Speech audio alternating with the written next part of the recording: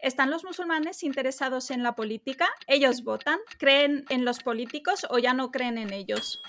Buena pregunta. ¿Cuál es el peso de la importancia del voto musulmán en España el día de hoy? ¿Animas al voto o a la abstinencia? Mm. Bienvenidos a todos a nuestro programa de entrevistas, las entrevistas de Salem Sisters. Y hoy tenemos con nosotras a un invitado muy especial que me hace muchísima ilusión que esté aquí. Con todos ustedes, Yasin Puertas. Salam aleikum. Salam aleikum. Waalaikum salam. Yo estoy también muy ilusionado de estar aquí. La verdad es que os sigo mucho por el canal y la verdad es que me hacía también a mí mucha ilusión estar con vosotras aquí. Yo quería hacer una primera pregunta. Pues me gustaría saber qué es lo que te gusta más, la política, el periodismo o la docencia. Oh. Bueno, indudablemente el periodismo, porque soy periodista de profesión y es mi pasión. Me gusta mucho decir las cosas que están ocurriendo para que la opinión pública esté informada y pueda tomar una buena decisión. Creo que el periodismo tiene que, tiene que ser una parte muy importante de cualquier sociedad. Ahora mismo lo estamos viendo con el tema de la vacuna. Desgraciadamente, la falta de información está haciendo que haya mucha gente que no quiera ponerse la vacuna o incluso que tenga miedo de ponerse la vacuna porque va a haber no sé qué efectos secundarios o no sé cuánto, cuando la comunidad científica está intentando por todos los medios llegar al público en general y no llega porque hay muchísimo ruido alrededor de personas que se están haciendo pasar por periodistas y no lo son, ¿no? Entonces, el periodismo obviamente es una función fundamental. Claro que tú me dices, ¿la política o la docencia? Hombre, obviamente la docencia sería la segunda pata porque es la manera de crear nuevas generaciones con espíritu crítico. Lo que yo hago, por lo menos. O sea, claro que el que pues, da clases de matemáticas pues está preparando a las nuevas generaciones para ser buenas en números, ¿no?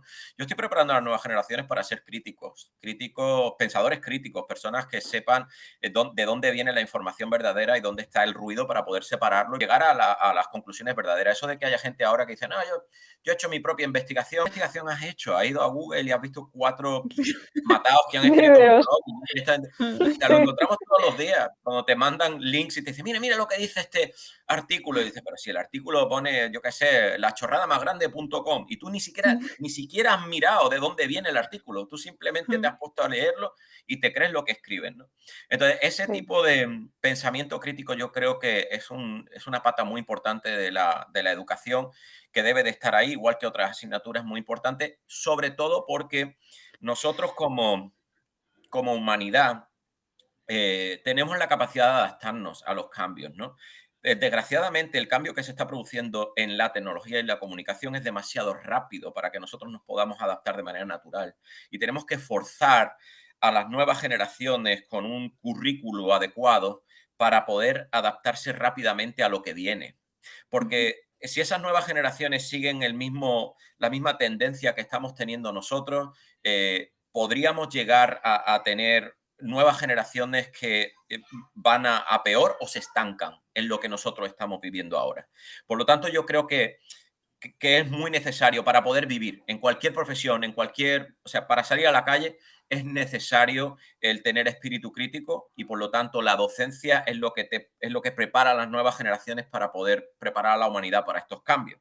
Y luego la política, como me dices, claro, la política es muy importante porque sin políticas no existen cambios.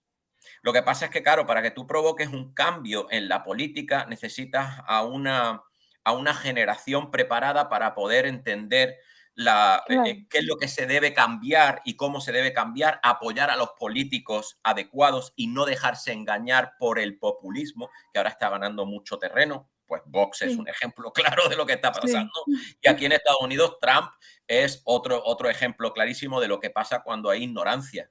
Mm. Entonces, ¿y Entiendo. de qué depende de que la gente esté informada correctamente? Del periodismo, o sea que son Claro. patas. Va de la mano, al Va final de va la todo de mano. la mano. ¿Crees que la representación política de musulmanes ayuda a normalizar el Islam en Occidente? Sí, claro, por supuesto. De hecho, lo estamos viendo diariamente. Mira, ahora aquí en Estados Unidos, por ejemplo, con Ilhan Omar, se están consiguiendo hitos muy importantes, sobre todo porque en el candelero político se está muy acostumbrado a decir determinadas cuestiones sin recibir una respuesta adecuada de un igual. Es decir, cuando un tonto político sale y dice, pues es que los musulmanes no sé qué, y no hay otro político al mismo nivel que le pueda responder en una cámara, eso al final termina quedando en agua de borraja. Es decir, el señor ha dicho lo que ha dicho, ha salido en todos los medios de comunicación porque es un representante público, pero desgraciadamente no hay otro representante público en igualdad de condiciones que pueda debatir eso en la Cámara basándose en la ley y en la realidad. Entonces, la necesidad que nosotros tenemos ahora mismo es de tener muchos representantes en las cámaras que sean capaces de elaborar un discurso de normalización. A ver, ¿qué discurso es ese el que normaliza? Bueno, pues el discurso que normaliza son políticas que tienden a generar una multiculturalidad. Es decir, cuando nosotros debatimos algo en una cámara y eso no nos afecta a nosotros personalmente como musulmanes, nosotros podemos actuar de manera normalizada. Es decir, obviamente nuestros ideales políticos como musulmanes siempre van a tender a ayudar a los demás a ser pues más, digamos, más socialistas, ¿no? Un Sí, socialismo que procure que, bueno, que los impuestos que se pagan vayan a todas las personas que necesitan ayudar, la sanidad pública, la educación. No se podría entender un musulmán que apoyara una política basada, no sé, en un capitalismo exacerbado en el que solamente el que tiene dinero puede acceder a determinadas cuestiones. La educación en el Islam es universal y es una de nuestras mayores bazas, con lo cual no podemos defender como musulmanes otra cosa. Pero cuando llegamos a la cuestión puramente del Islam o la normalización del Islam, nosotros como musulmanes, por lo menos lo que nosotros hemos estado haciendo en Melilla, y yo creo que todos los musulmanes que han estado en representación política lo han hecho, no sí. han tratado de favorecer la normalización del Islam solamente, sino la Ujú. normalización de la multireligiosidad o la multiculturalidad. Y cuando nosotros los musulmanes hablamos de que sería bueno que se celebraran determinadas fiestas, no sé, que no fueran cristianas, no hablamos Sí, específicamente de las fiestas islámicas, sino que claro, hablamos de que haya cabida para todas las para diferentes todas, sensibilidades, e incluida el Islam, efectivamente. claro.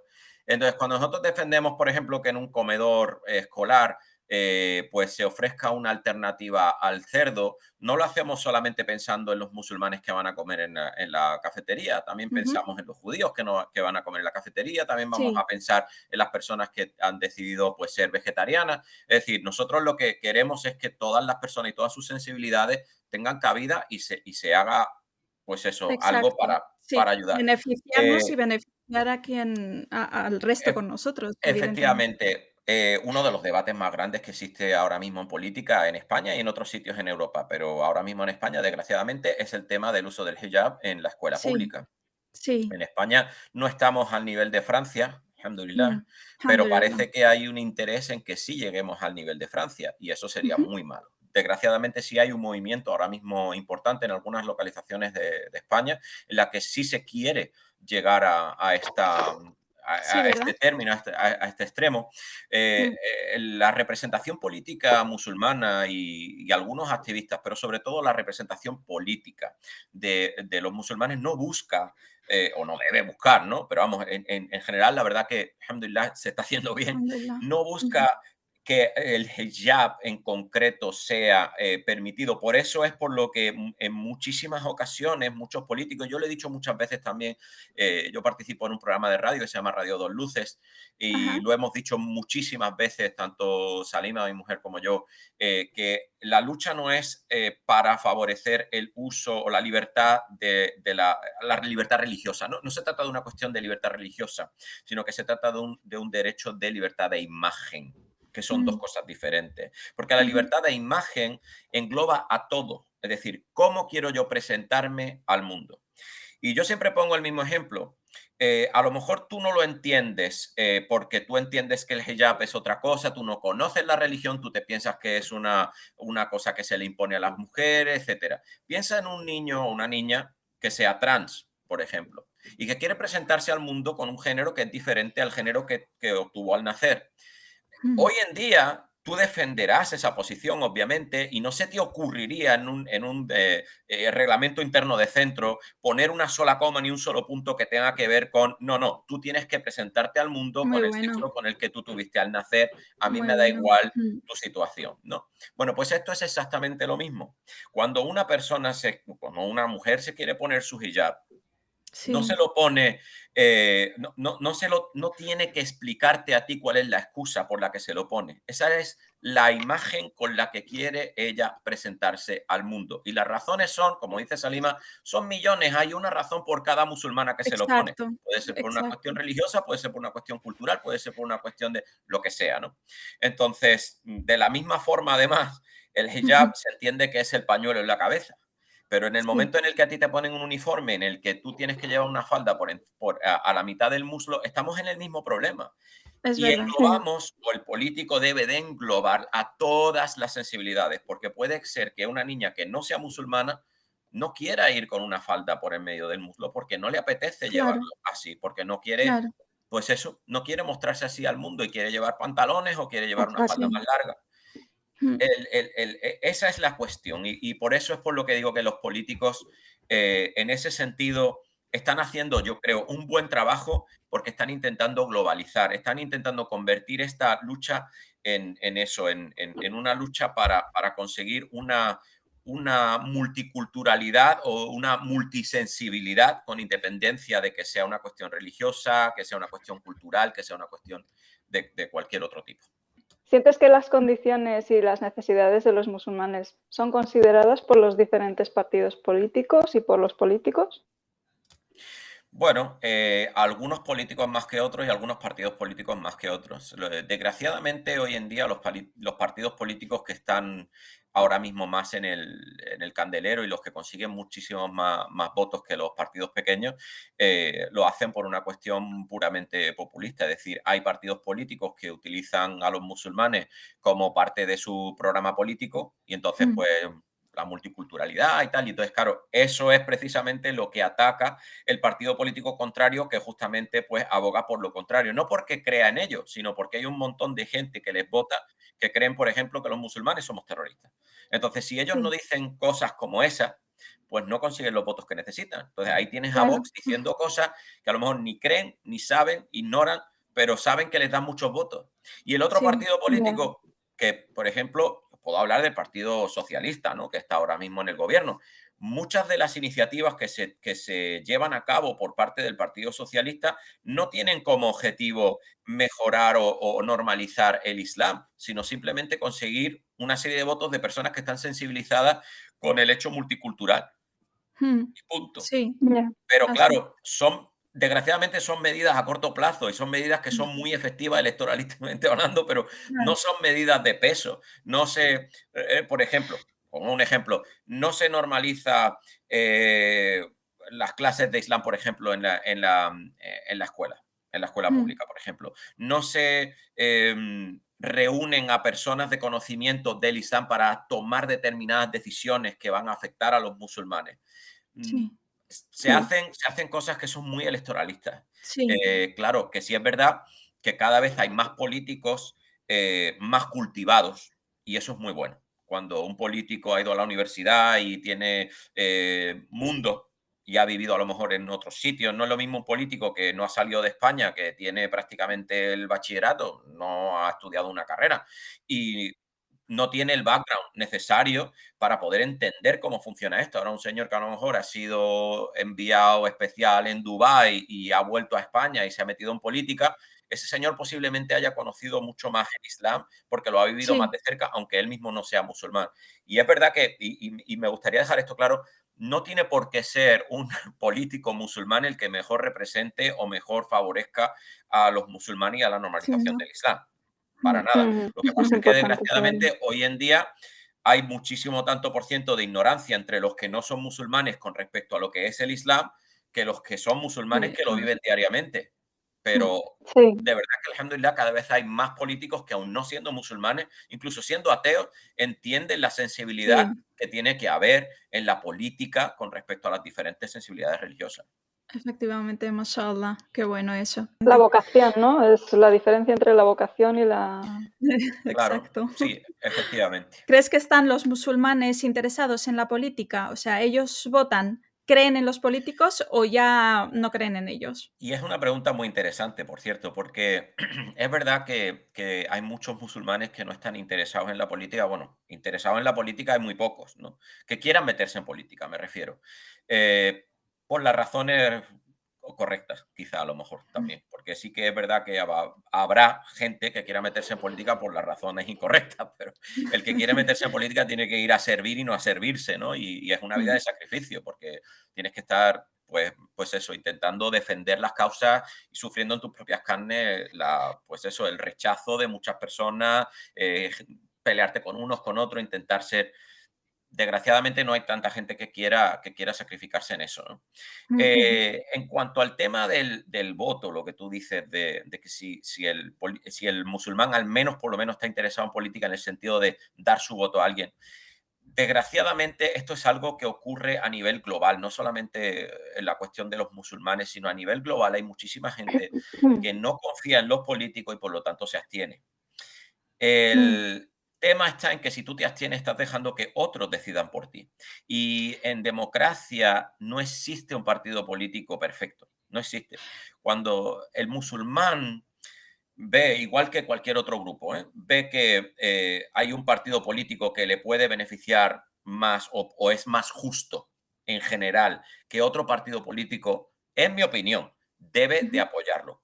Pero, y aquí es donde está el gran pero, hay otros países en los que sí se hace, por ejemplo, aquí en Estados Unidos funciona muy bien, que es el lobbying. Cuando hay un grupo de musulmanes bien representados, como ocurre aquí en los Estados Unidos, lo que ocurre es que tú puedes obligar al político a cambiar determinadas políticas que va a empujar a cambio de tu apoyo. Pero para eso tú tienes que tener un apoyo unánime. Si tú no tienes un voto unánime o un voto más o menos uniforme de los musulmanes de un territorio, de un área, no puedes cambiar la política. Nosotros lo hemos visto a nivel muy pequeño, ¿no? Como un pequeño laboratorio en Melilla, donde el 50% de la población es musulmana. Y hay un partido político que aúna una gran mayoría de los musulmanes en Melilla, con lo Sí, cual puede empujar determinadas políticas porque sabe que, oye, si tú me apoyas, si tú apoyas esta política, nosotros todos te vamos a apoyar a ti, o una gran mayoría te va a apoyar a ti. Eso es algo que en España ahora mismo no ocurre, porque además la mayoría de los musulmanes que hay ahora mismo en Melilla, la mayoría, y ese es otro de los problemas, son personas que no están acostumbradas todavía al sistema democrático. Eso es un problema tremendo, porque lo hemos convencido de que no tienen que tener ni voz ni voto y que mejor estén calladitos y en su casa para que no sí, tengan problemas. Y sí, eso es una desgracia muy importante. Claro, en sí. Melilla tenemos la fuerza de la nacionalidad porque la mitad de la población de Melilla es musulmana, pero también es española de nacimiento. Pero cuando Nacimiento. Claro.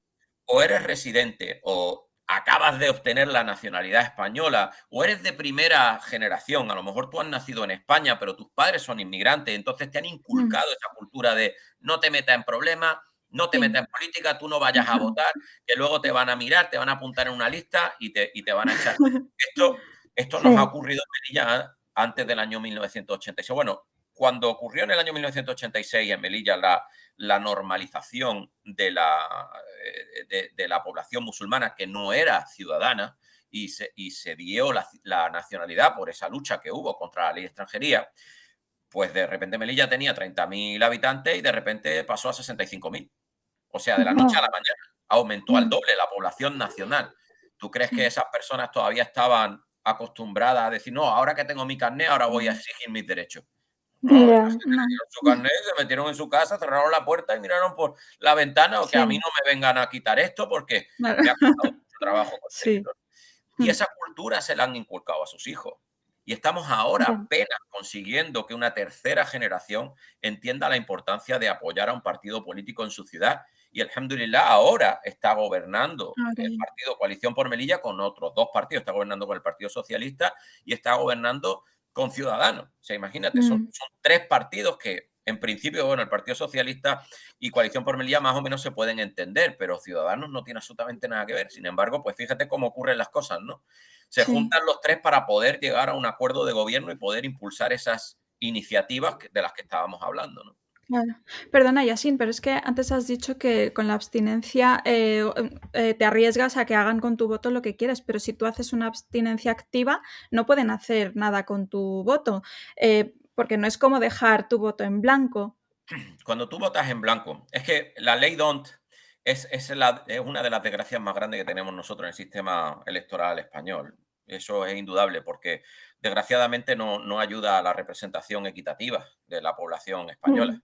Entonces, si tú en toda España dices, bueno, hay un grupo de, vamos a poner 1.200.000 personas musulmanes que pueden votar. Ese 1.200.000 personas con su voto pueden cambiar un gobierno. Claro que lo pueden Ujú. cambiar. Si todos votan a una. Si ese 1.200.000 votan en blanco activamente, o sea, la abstención activa, Mm. no quiere decir que ese voto vaya a darle representación a otros partidos políticos, pero el balance de los partidos políticos va a ser decidido por las personas que votan activamente a un partido político. Es decir, que si hay una mayoría de partidos políticos que votan a un partido de derecha, vamos a poner Vox, ¿ok? Ujú. Y nosotros como musulmanes decidimos no votar ese año, no tenemos una fuerza equilibradora. Para votar a un partido político, aunque no te guste mucho, siempre es mejor que Vox. No sé si me explico. Sí, sí, Entonces sí. necesitas balancear eso, porque el que no se abstiene es el de derechas. Los partidos políticos populistas de derechas consiguen que la población que les vota vayan a votar activamente a un partido político, no abstenerse. Mm. Ese es el problema del sistema. Entonces, Ya. claro, tú le puedes decir a un musulmán, ¿sabes qué? Vota en blanco porque ningún partido te va a representar. Ese voto de castigo realmente no castiga al partido Sí, no castiga a político. nadie. Claro, lo único que te castiga es a ti porque pierdes la voz. Sí. Pierdes la voz Sí. y decir, bueno, entonces, por eso decía yo que es tan importante hacer un lobby musulmán en Mm. España, que además pueda invitar a otras sensibilidades que no sean musulmanes, pero que entiendan nuestra lucha, porque ya te digo que nosotros no luchamos para favorecer al Islam, sino para favorecer la multiculturalidad. Entonces se puede invitar a mucha más gente. Y ese lobby es el que de repente toma la decisión de sentarse con los partidos políticos y decir, oye, mira, esta es nuestra agenda. Mm. ¿Cuánto de esta agenda estáis vosotros dispuestos a apoyar?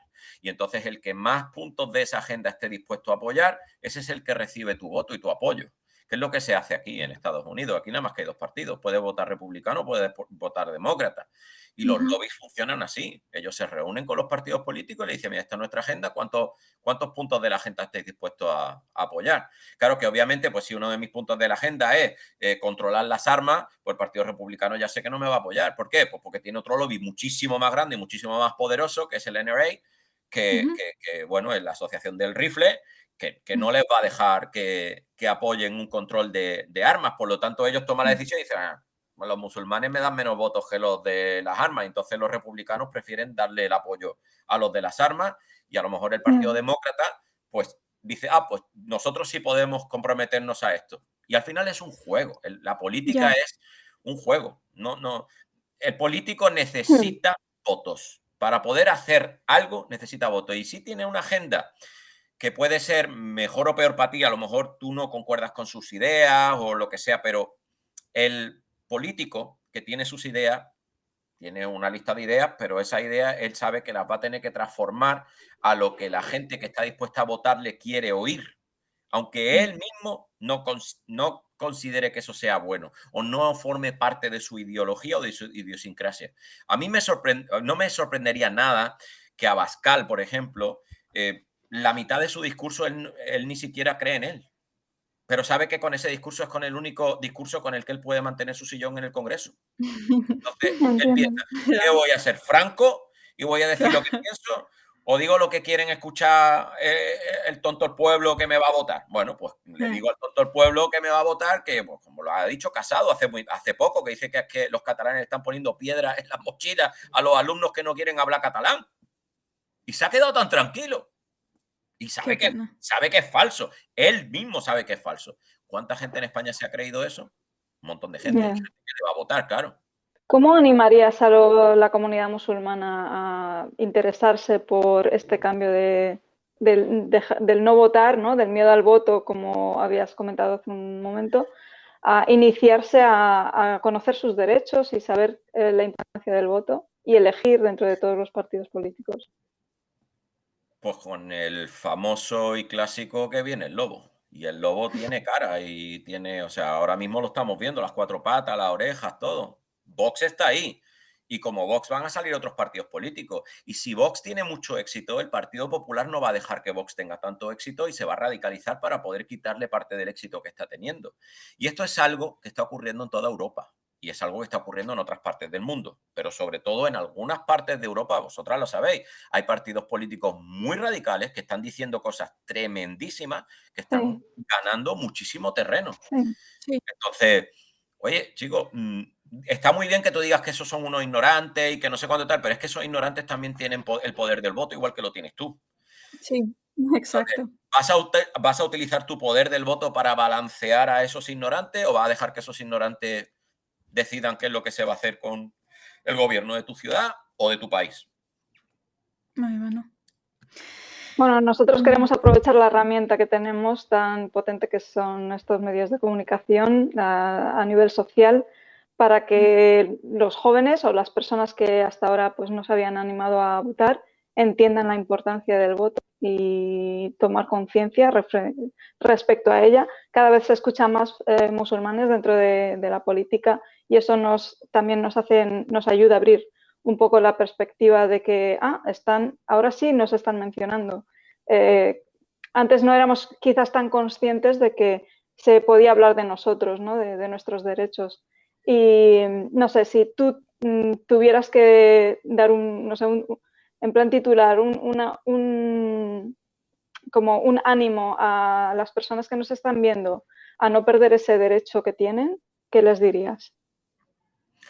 Les diría que lo más importante que ahora mismo tienes como herramienta para cambiar el mundo, basándose en tu moral como musulmán, es la política y es el voto. Así que si quieres cambiar las cosas, tienes el poder en tu mano. Y yo diría con bastante certeza que es sunna o incluso fart. Teniendo la posibilidad de cambiar algo que sea para bien y no hacerlo. Exacto. De hecho, está el hadith, ¿no? De que si puedes cambiar algo, hazlo con la acción, si no lo puedes cambiar pues, con el corazón, que es el más leve. Bueno, la traducción mía es horrorosa, pero bueno, luego sí, la forma más leve, si ponemos sí. el hadith del profeta y efectivamente. Siempre llegamos a la misma conclusión. El musulmán tiene que dejar la libertad que Allah subhanahu wa ta'ala le ha dado a todo el mundo. La libertad tú no la puedes cortar. Tú no puedes cortar la libertad a alguien que Allah subhanahu wa ta'ala le ha dado. Y si lo haces, pues para mí eso es shirk, porque pues tú estás suplantando a Allah subhanahu wa ta'ala. Tú no tienes el derecho a decirle a alguien cómo debe de vivir su vida. Y luego puedes exigir que nadie te diga a ti cómo debes de vivir la tuya. Ya. Es mi opinión. Bueno. Allah yahdina, que Dios nos guíe en esta vida. Bueno, pues yo creo que ya. La verdad es que se me hace cortísimo y me quedaría, nos quedaríamos horas hablando contigo, Yasin. Pero bueno, yo creo que ya de aquí podemos sacar, sacamos conclusiones, mucho. Y de verdad, gracias por aportarnos con todo este conocimiento y ayudarnos a aclarar un poco nuestras ideas. Y bueno, pues que sea de beneficio. Pero bueno. Bueno, como pues profesor de audiovisual, antes de despedirnos, ¿nos das un feedback de nuestro canal? ¿Y algunas ideas de qué hacer? Vuestro canal está perfecto como lo tenéis, es muy dinámico y me encanta la manera en la que lo lleváis. Tenéis una muy buena base de suscriptores y yo creo que debéis de seguir así, con esa frescura. La verdad es que la ventaja que tenéis vosotras es que las dos os compenetráis muy bien y estáis haciendo un muy buen balance y la verdad que ayuda muchísimo, le da muchísimo dinamismo a los episodios y se hacen muy amenos y muy cortos, así que muy bien. Muchas gracias. Barakallah fik, gracias. Bueno, yo quería aprovechar para decirte que tú no sabes que yo una vez te robé una foto que te va a gustar. Sí. Ok. ¿Recuerdas? Sí. ¿Recuerdas que una vez coincidimos en un concierto de Maher Zain aquí en Madrid y Sí, que bueno, pues mientras todas las niñas estaban haciendo fotos con el cantante, que es lo suyo, sí, claro. Ujú. pues yo mientras iba robando fotos a la gente Sí. y me hice un selfie contigo Ajá. detrás. Y mira, Anda. A ver, a ver, a ver. Señor. estamos. Mira qué chulo el selfie. Ah, mira, ahí estoy yo ahí sentado. Estoy aquí y tú estás aquí. Sí. Y me encanta porque es que el otro día la vi así por casualidad en mi disco duro, que yo lo guardo todo, y dije, ¡ay, Ajá. mira, se lo voy a enseñar! ¿Quién diría que te enseñaría esta foto 10 años después? Fíjate, fíjate. Cazado, Sí que parece cazado. mentira, pero hace ya 10 años, del canal. Sí, o más. Fíjate. Pues bienvenido seas siempre que quieras, ¿eh? Estamos Pues sí. encantadas. Bueno, Salam. chicas, pues nada. Salam alaikum. Salam.